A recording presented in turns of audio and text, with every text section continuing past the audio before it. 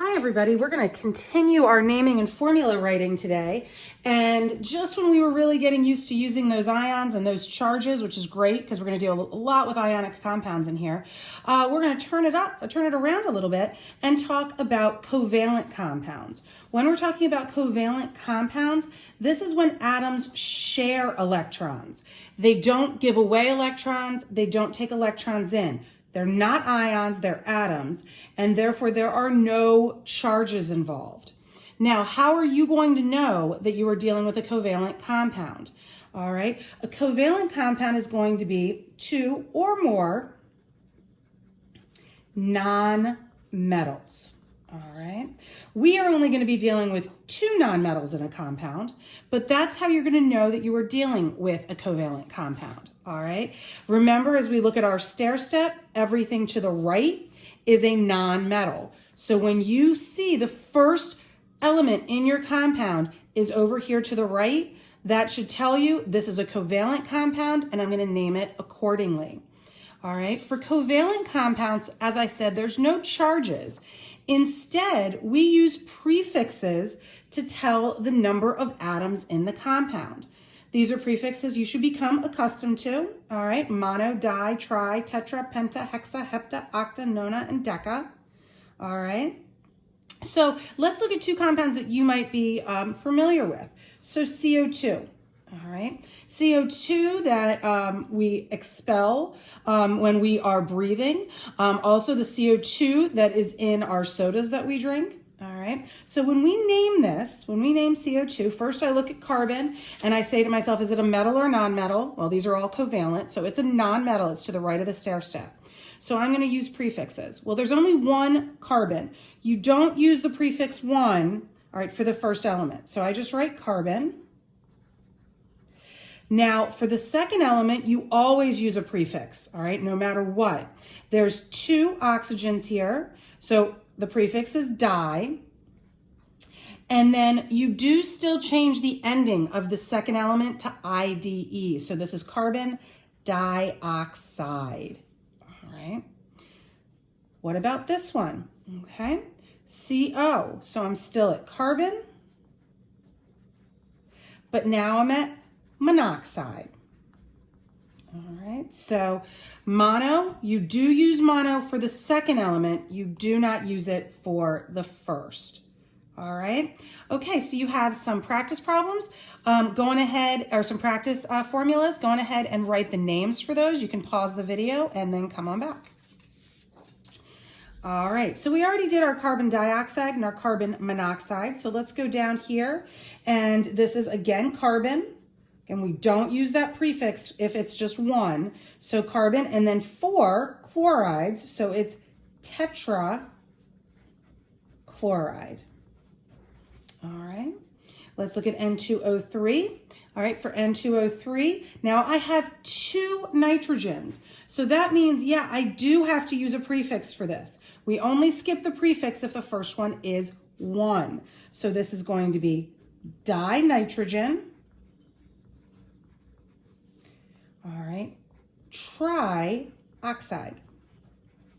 Okay, and then finally, NO2. All right, we have nitrogen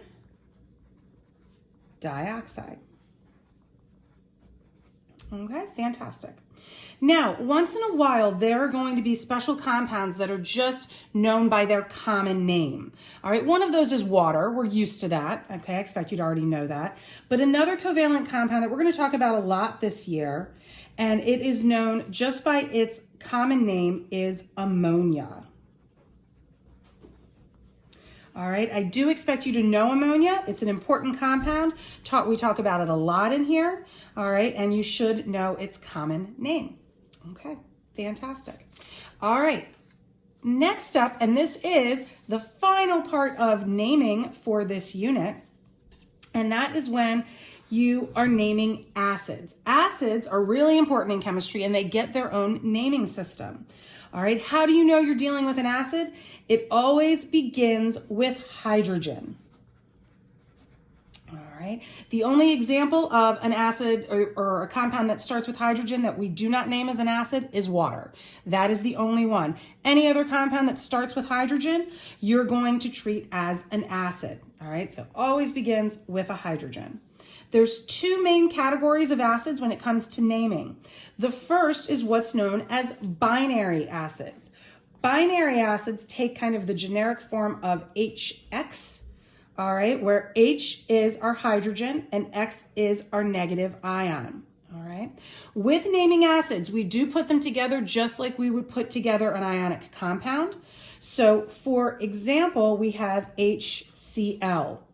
Hydrogen, all right, hydrogen for acids are always treated as group 1, so they have a +1 charge. I know on your periodic table they're also in group 17. Sometimes hydrogens can act as a nonmetal, but we're not going to worry about that right now. We treat hydrogen as a group 1. All right, chloride is a group 17. So hydrogen there is H+, chloride is 1-. So they come together to form HCl. When it comes to naming, if it is a binary acid, only 2 elements, all right, in a binary acid. If it's a binary acid, the name starts with hydro, then you're going to use the root of the nonmetal, and then it's going to end in ic acid. So for this would be hydrochloric acid. And let me write that all together so it looks a little bit nicer. So hydrochloric, and then always with the word acid. All right, let me show you another one, all right, and have you write the formula for it. And this is going to be hydrosulfuric acid, all right? So let's go through. Hydro tells me that it's binary, which means it's going to have hydrogen because, of course, it is an acid, all right? And sulfur, it's going to have sulfur in it. Well, H is +1. If we look at our periodic table, sulfur is in group 16, so that means it's -2. So the sulfur is 2-. So to make hydrosulfuric acid, you're going to get H2S, and that is going to be your formula. Okay, so that's binary acids. If you're not dealing with a binary acid, you are dealing with what is known as a ternary acid. All right. Sometimes ternary acids are known as oxyacids because they almost all of them have oxygen in them. But what's really important is that they all contain a polyatomic ion. So remember our polyatomic ion sheet on the back of your periodic table. Remember, mine's pink, yours isn't. Polyatomic ion sheet is back here. If you see any of these polyatomic ions along with hydrogen, it means you are dealing with a ternary acid. All right, the name of the acid is based on the polyatomic ion. So let's see what I mean. If the polyatomic ion ends in ate, A-T-E, notice things like nitrate, all right, chlorate, sulfate, they all end in A-T-E. The acid will end in ic, all right? So for example, if we have H2SO4, all right, I'm going to automatically say to myself, this is starting with hydrogen, therefore it is an acid. I have a polyatomic ion there, so I have to look at that name. All right, SO4, it's in my 2- column. All right, SO4 is sulfate.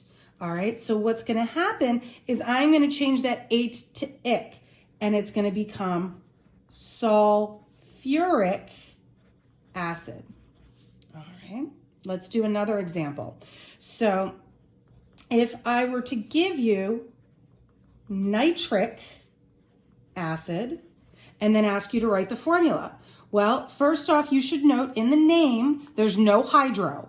So that means it is a ternary acid, only hydro for binary. So no hydro means it's ternary. I need to look at a polyatomic ion that is going to correlate with ic. That means it's 8. And it's going to be nitrate. So I'm going to find nitrate. It's in my -1 column.